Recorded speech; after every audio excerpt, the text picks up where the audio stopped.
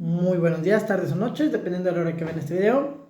Como sabrán, bueno, el día que estoy grabando este video es el 5 de mayo, mundialmente famoso por ser el día de la batalla de Puebla.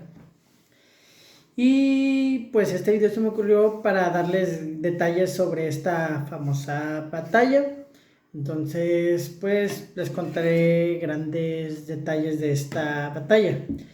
En cuanto al bando mexicano, pues sabemos que el gran dirigente o el militar que se hizo cargo de esta batalla pues fue el famosísimo general Ignacio Zaragoza, que si analizamos las cuestiones de la época, realmente no era un gran general.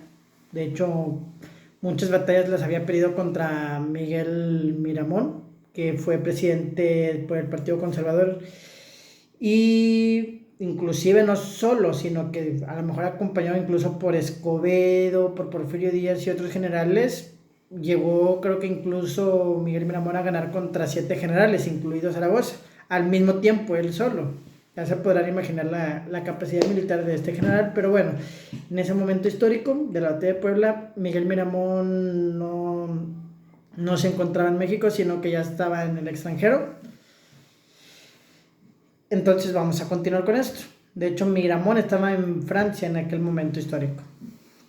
Pero bueno, regresando al punto, Zaragoza era el general mexicano que lideraba las tropas en el caso de Puebla. Y pues el bando conservador era, por dar una traducción al español de su nombre, Carlos Fernando de la Trille, o de la Trille, no sé cómo se pronuncia. Mejor conocido como el general Lorences, que de hecho no es su apellido, muchos creen que es su apellido, pero no.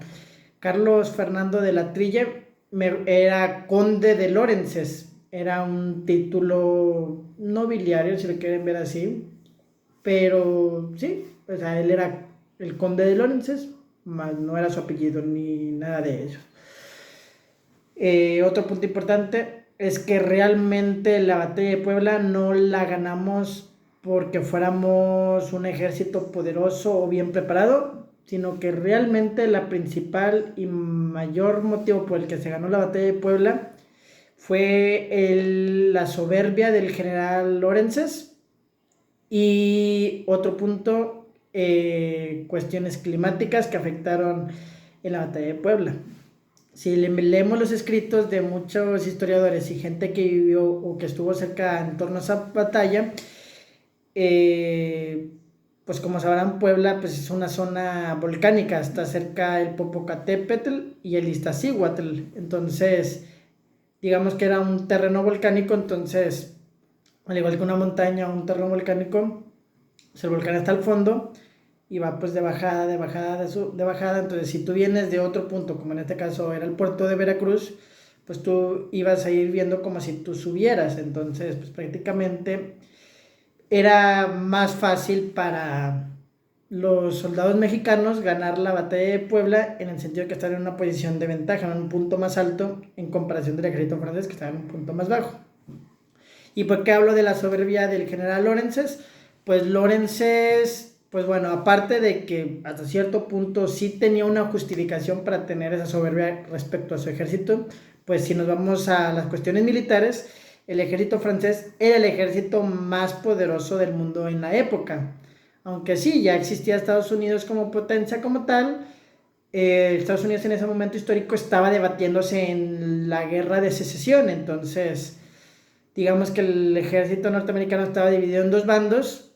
Entonces no tenía potencia, o no tenía, sí tenía potencia, pero mejor dicho, no intimidaba a otros países debido a que tenía su propia guerra civil. Entonces, pues no era un peligro para nadie. De hecho, esa fue la justificación para la que el emperador Napoleón III de Francia decidiera intervenir en la cuestión mexicana. No tanto porque le interesara recuperar el dinero de los préstamos que le había tenido a México, sino que influyeron más factores. Uno de ellos es que, bueno, voy a hablar o desviar un poco del tema. En aquel momento histórico, pues ya existía el Vaticano, pero no existía como el Estado o Ciudad del Vaticano que hoy conocemos. Antes era llamado estados pontificios, y los estados pontificios eran una estado-nación que sí, aparte del Vaticano, que era su principal sede en Roma, pues sí, tenía más territorios como Ostia, otras ciudades, y que prácticamente, si vemos el mapa italiano de la época, partía prácticamente de un extremo a otro en la parte central de Italia. Italia no estaba formado como país como tal, entonces estaba dividido en ducados, en el reino de las dos Sicilias, en Nápoles, el ducado de Parma, si no mal recuerdo, y otros ducados más. Entonces, Italia está dividido entre 7, 8 partes, entre ellas, una de ellas era los estados pontificios. Otro factor importante a considerar externo es que el Papa en turno era el Beato Pío IX, que como sabemos Pío IX tuvo uno de los pontificados más extensos de toda la historia, puesto que fue Papa de 1846 a 1878, que fue aproximadamente de 31 años y 7 meses, si no mal recuerdo. Entonces, pues duró mucho, y aparte era un papa extremadamente conservador. Entonces, digo, esto no hay como que un partido liberal o conservador en la iglesia, pero como en todas las cuestiones o en todos los países, pues sí hay ciertas ideologías, y a final de cuentas, pues era una monarquía, o sigue siendo una monarquía. Entonces, a final de cuentas, sí hay alguna cuestión política. Entonces, pues el papa era de ideas conservadoras. Entonces, en aquellos momentos históricos, el Papa bendecía a los monarcas y a los reyes católicos, y maldecía, o no maldecía, sino excomulgaba todo lo que era protestante o todo lo que fuera republicano, puesto que las repúblicas en aquel momento histórico no eran bien vistas en Europa. De hecho, en Europa eran bien vistas una constitución o monarquías constitucionales, pero que hubiera un monarca con derecho de sucesión, o sea, que pudieran escoger, o no escoger, sino que los hijos de ese mismo monarca fueran sus descendientes, entonces se basaban en una familia real. Y era muy mal visto, como les comento, una república en aquellos momentos. De hecho, para Napoleón Bonaparte, que era un católico ferviente, digámoslo de esta forma, que la cuestión de que en el continente americano estuviera dominando los Estados Unidos, que era un país sumamente protestante, que era como que la imagen como tal del protestantismo en América y de las ideas republicanas. Entonces, o sea, imagínense, si estamos hablando que el mundo era conservador en aquella época y que los únicos gobiernos reconocidos eran las monarquías, o no reconocidos, pero sí mejor vistos, eran la monarquía, una monarquía católica, quizá constitucional, pero que les digo, tenían ese detalle que tenían que ser católicos. Entonces, pues sí, era muy mal visto la imagen de Estados Unidos en aquella época en el contexto europeo. Y otro punto importante, los estados pontificios, aunque sí tenían sus guardias y tenían su propia seguridad, siempre se apoyaban de monarcas católicos que defendieran. O sea, de hecho, el gran fundador de los estados pontificios fue el emperador Carlomagno, que fue coronado por el Papa en el año 800. Entonces, siempre pidieron apoyo a las potencias católicas, como en el caso de los estados o de las regiones de los estados pontificios que se querían separar e independizar. Pues hubo un momento que pidieron el apoyo al emperador Francisco José, y cuando llegó Napoleón al trono, pues era el emperador con el ejército más poderoso del mundo, pues le pidieron apoyo a Napoleón. Entonces el Papa se basaba mucho, o se apoyó mucho, Pío IX se apoyó mucho en Napoleón III, por eso como cuestión externa influyó mucho para que Napoleón decidiera invertir en el proyecto mexicano.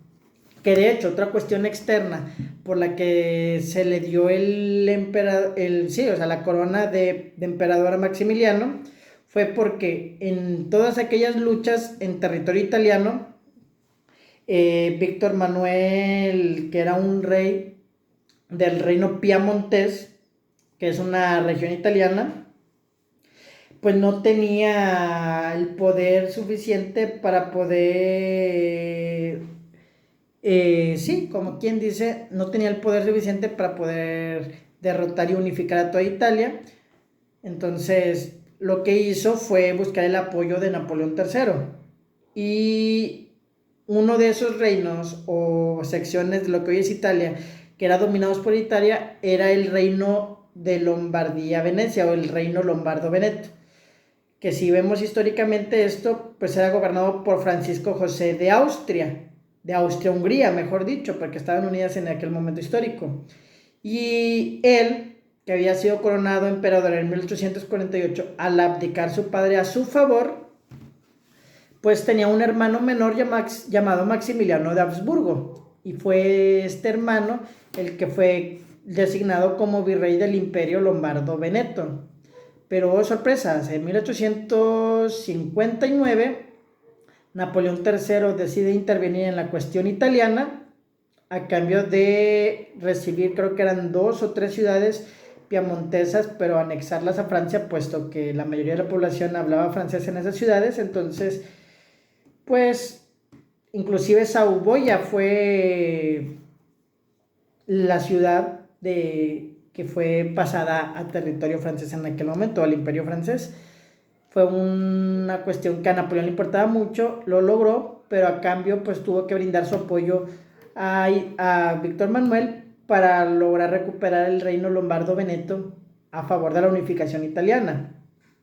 Y como el virrey era Maximiliano, que era hermano del emperador de Austria-Hungría, pues le quitó la corona y se cedió a Víctor Manuel después de guerra.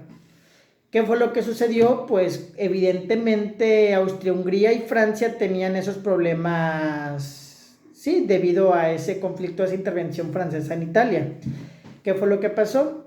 Napoleón, al meterse en el asunto mexicano, pues sí, le dio, como quien dice, le ofreció la corona para limar asperezas con Francisco José, y lo logró, puesto que más adelante hubo una unión entre Austria, Hungría y Francia para luchar contra Prusia, que era la potencia militar que estaba creciendo en territorio europeo, que no les funcionó, pero es una muestra de que si limaron asperezas, se unieron y lograron tratar de llevar adelante el proyecto del Imperio Mexicano. Otra cuestión de la batalla de Puebla es que uno de los participantes más activos dentro de esta batalla fue Porfirio Díaz. Ya desde aquí perfilaba como un gran general. Otra cuestión importante de la batalla de Puebla es que estamos hablando que eran aproximadamente 3,000 soldados mexicanos contra 5,500 soldados franceses, que como les dije, ellos, los mexicanos, están en una parte superior, una parte más alta, que era el fuerte o convento de Guadalupe, mientras que los franceses estaban en la parte más baja. Otra curiosidad que casi nadie sabe es que el hijo de José María Morelos y Pavón participó dentro de esta batalla, y que de hecho por mandato del emperador Napoleón III de Francia fue designado como un jefe o líder político de lo que iba a ser el Imperio Mexicano en lo que llegaba el emperador designado. En aquel momento de la batalla de Puebla todavía no se decidían por un monarca que tomara el trono mexicano, pero se le ofreció posteriormente a Maximiliano. Pero mientras escogía ese monarca y aceptaba y llegaba a México y lograban dominar el territorio nacional, pues Juan Nepomuceno Almonte, que es el hijo de Morelos, se iba a hacer cargo junto con otras personas nombradas por Napoleón de la cuestión gubernamental del imperio. Otra cuestión, ¿por qué si era hijo de Morelos no se apellidaba igual que él? Pues tiene una razón, según varias historias y anécdotas de varios historiadores, muy curiosa. Cuando Morelos estaba en la lucha por la independencia, siempre iba con su hijo, que incluso lo había nombrado general. Pero dentro de todas esas luchas, pues el joven tenía como 13, 14 años aproximadamente. Entonces, cuando sucedió una batalla que ya Morelos estuvo a punto de ser capturado, pues siempre le decía a su hijo, porque le decía que huyera. Entonces su hijo, como era muy inocente, no sabía dónde huir, y Morelos siempre le decía al monte, al monte. Entonces era uno de los recuerdos que él tenía de su padre. Entonces, ya como adulto, prefirió mantener ese apodo como su apellido. Por eso se empezó a llamar Juan Nepomuceno Almonte, o ser conocido como Juan Nepomuceno Almonte. El general Monte, que venía dentro de las tropas francesas, en la madrugada del 4 de mayo, le comentó al conde de Lorenzes cuál era el punto más fácil y el punto más difícil para poder llegar a Puebla. La respuesta del Almonte fue que el punto más difícil era el convento de Guadalupe y que el punto más fácil era a través del convento del Carmen. Que otra casualidad, Zaragoza descuidó por proteger tanto los fuertes o los conventos de Guadalupe y de Loreto, descuidó el convento del Carmen. De hecho, no había fuerza mexicana que defendiera el convento del Carmen. Y a pesar de todo eso, el conde de Lorenzes decidió, incluso en forma de soberbia, atacar por el fuerte de Guadalupe. Y eso debido a que Almonte, al decirle que era el punto más difícil y que si caía el convento de Guadalupe, automáticamente iba a caer el convento de Loreto y toda la ciudad, pues sí, pensaba que iba a ser cuestión de una batalla de 1 hora y que en 1 hora iba a obtener el poder del convento de Guadalupe, que no fue así. Otro suceso en su contra fue que en la batalla de Puebla, según varios relatos de la población poblana, era que sí, ese día llovió, entonces estás hablando que ellos tenían que subir cañones hacia arriba para poder lograr y maniobrar esa artillería, pues evidentemente se les atascaban las ruedas, se les complicaba más, iban pasando sobre el lodo, lo que complicó más su subida hacia el convento de Guadalupe, por lo que no lograron, algunos lograron llegar, pero no lograron tomar el convento como tal. Eso fue como que los dos puntos decisivos sobre la batalla de Puebla. Otra casualidad que informan varios pobladores de Puebla es que sí, Zaragoza era el general el que dirigía, entre comillas, o en el papel, pero el que realmente luchó más fue el general Miguel Negrete, que era un ex conservador que se había salido de las filas conservadoras y se había unido a las filas republicanas, y por eso nunca confiaron en los republicanos, pero a final de cuentas fue el que realmente se llevó casi todo el trabajo, porque los rumores dicen que Zaragoza se había emborrachado y estaba escondido en una de las tantas calles de Puebla, en una carbonería, si no mal recuerdo. Entonces, o sea, ya se podrán imaginar. Y que dicen que el general Miguel Negrete le presentó el informe de batalla y que dentro de todo eso, Zaragoza solo firmó. O sea, que no son propias las palabras de las armas nacionales, se han cubierto de gloria. Inclusive Zaragoza reconoce que era mayor el número y mayor la preparación del ejército francés que comparado con la del ejército mexicano, por la que sí, en automático se da a entender que Zaragoza nunca hubiera ganado la batalla de no haber sido por todas estas circunstancias presentadas durante la batalla de Puebla, que de hecho no nos sirve de mucho porque Zaragoza cometió el grave error de, a pesar de que tenía ventaja, los dejó escapar y regresar a Orizaba. Entonces ese fue el gran o el garrafal error de Zaragoza, puesto que les dio la oportunidad de componerse y volver y regresar con más fuerza. Y eso históricamente ha sucedido, si lo analizamos en un ejemplo neutral, cuando Hernán Cortés llegó a México y perdió la batalla en la famosísima Noche Triste. Los aztecas cometieron el error de dejarlo todavía escapar, considerando que era un enemigo débil, cuando lo que hizo Hernán Cortés fue multiplicar sus fuerzas, encontrar los puntos débiles de los aztecas y derrotarlos. En el caso de Puebla pasó lo mismo. Lorenzes descubrió los puntos fuertes, lo informó al emperador Napoleón, que poco después lo destituyó y mandó en su lugar al general Bazaine. Y como sabemos, 1 año después, aunque Zaragoza ya había muerto, el que siguió en el poder en la cuestión militar era Jesús González Ortega, que perdió la batalla deplorablemente y peor aún, él se sitió y se encerró en Puebla, pero olvidó proteger el camino que llevaba a México, que era el que podía conectarlo con los suministros, por lo que no duró más de 2 meses en el sitio de Puebla del año de 1863, por lo cual a 1 año de pasada la batalla de Puebla, la gran batalla de Puebla que fue ganada por el ejército mexicano, 1 año después fue perdida con mucha facilidad. Entonces, a grandes rasgos quería decirles eso, todos esos datos curiosos de la batalla de Puebla. Creo que muchos o algunos sí lo sabían, otros a lo mejor no tanto, pero pues bueno, esos son los pequeños datos que van relativos a la batalla de Puebla. Muchas gracias y espero contar con todo su apoyo, con su suscripción, con sus comentarios y con sus sugerencias para algún otro video o algún otro tema que se pueda desarrollar. Muchas gracias y que pasen muy buen día, tardes o noches, dependiendo de la hora que vean este video. Saludos a todos.